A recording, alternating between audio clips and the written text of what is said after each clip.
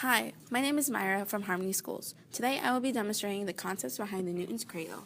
First things first.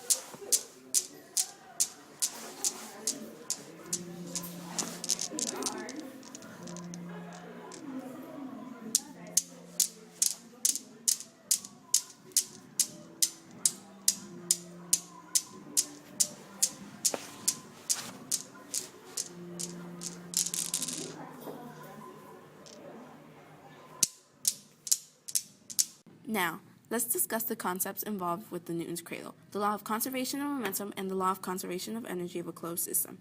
They are both the same because of the state of that the total substance, momentum, and energy before a reaction is equal at the end of an isolated system.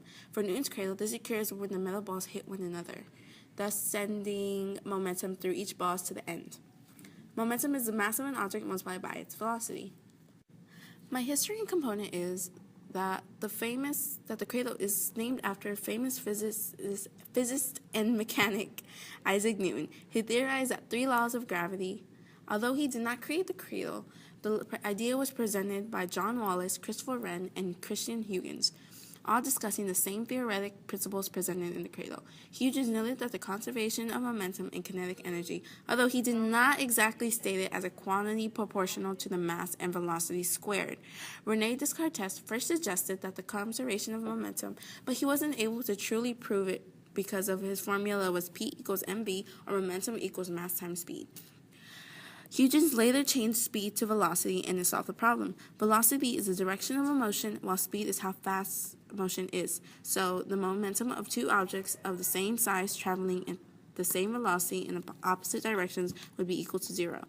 Isaac Newton is credited for the cradle because the law of conservation of momentum can be attributed to his second law, F equals ma, or force equals mass times acceleration.